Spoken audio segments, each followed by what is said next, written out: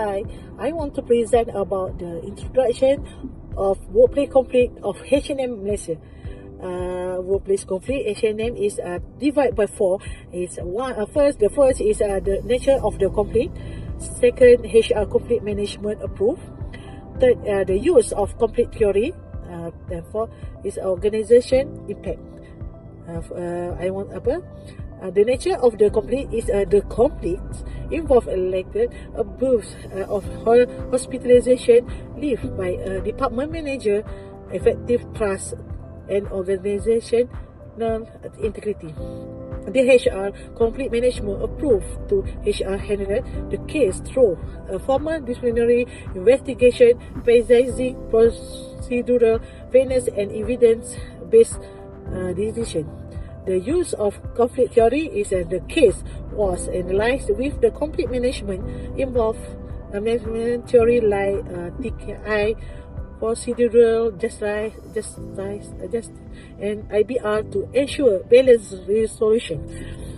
The organization impact is a structure. Conflict management protect employee rights, maintain ethical standard, and uphold company policy. Thank you, Lana. This case study is based on primary data collected through a semi-structured interview with an area human resource business partner from HRM Malaysia.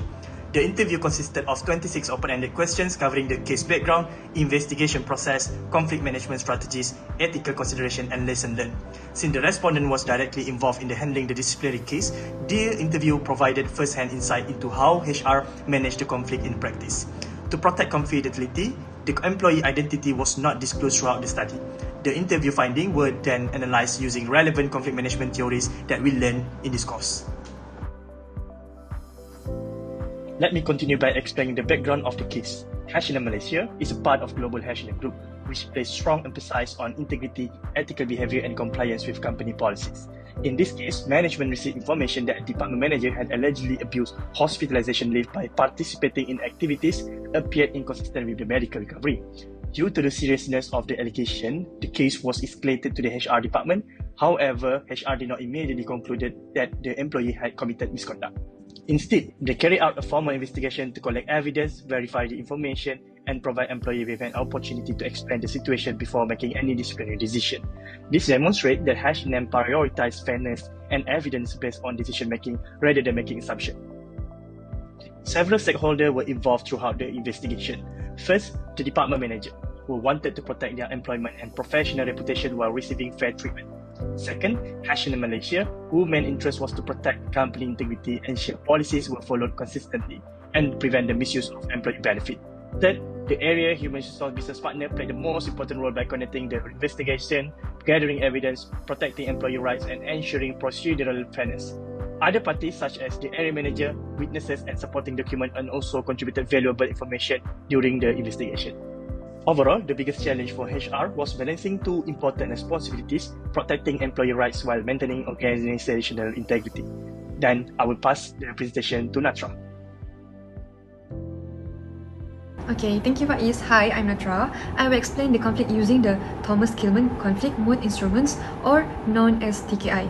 Okay, the TKI model identifies 5 conflict management styles. In this case, HR applied 2 of them, collaborating and competing. During the investigations, HR used a collaborating approach by collecting information from different sources, listening to the employees' explanations, reviewing documents, and involving relevant stakeholders before making any decisions. Once sufficient evidence had been collected and the investigation confirmed a possible policy breach, HR shifted a competing approach by enforcing company policy consistently.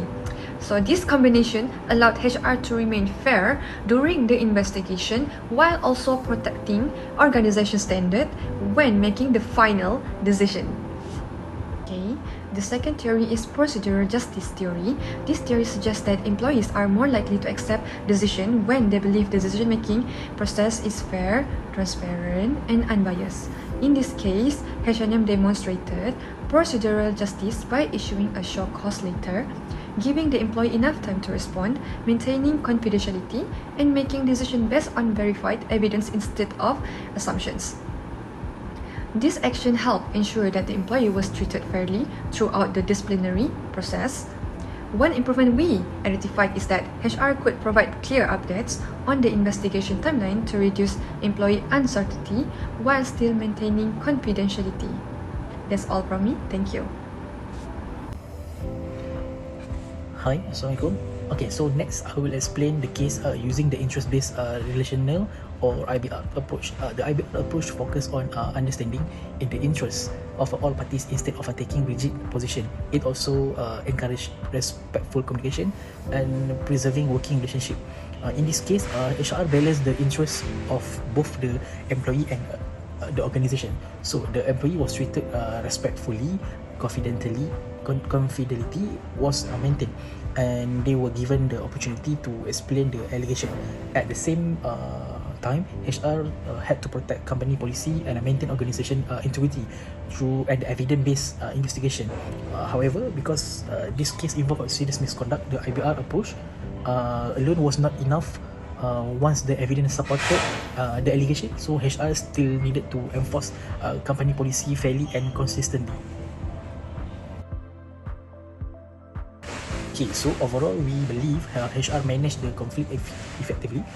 One major strength was the structured investigation process. HR collected evidence from different sources and make decisions based on the fact rather than rumors. Another strength was procedural fairness, as the employee was given an opportunity to explain before any recommendation was made. However, there are still areas for improvement, and HR could provide better communications throughout the investigation to reduce uncertainty. In addition, more practical ethic training and scenario based on learning could help employees better understanding company policy and prevent a similar case in the future. Okay, so finally, from an ethical perspective, HR demonstrated several important principles. So the first one is fairness by ensuring that decisions were based on objective and evidence. Second is respect for employee dignity, as confidentiality was maintained throughout the investigation. So the third is impartiality, because HR remained natural and avoided making assumption before completing the investigation. So we also believe organizations should focus more on preventive ethics education by providing regular ethics training and discussing real workplace situation. So this can help employee understand expectation more clearly and reduce future workplace conflicts. Thank you everyone. Today, I will now wrap up our presentation by discussing our recommendation and concluding findings. Based on our analysis, we have 4 recommendations. First, strengthen employee awareness by conducting regular refresher, training on hospitalization leave, company policy and workplace ethics. Second, improve communication during investigation by providing employee with timely update while maintaining confidentiality. Third, enhance managers' capabilities by training them to identify potential misconduct early and encourage evidence-based reporting before escalating issue to HR. Finally, continue promoting an ethical workplace culture that emphasizes integrity, transparency, accountability, and open communication. This initiative can help prevent misunderstanding and reduce future workplace conflict. In conclusion, this case demonstrates that effective conflict management requires fairness, transparency, and evidence-based decision-making. HRM Malaysia successfully balanced organizational integrity with employee rights by conducting a structured investigation and apply ethical HR practice. By analyzing this case using the Thomas Kilman conflict mode instrument, procedure justice theory, and the interest-based relational approach, we can see how conflict can be managed professionally and consistently.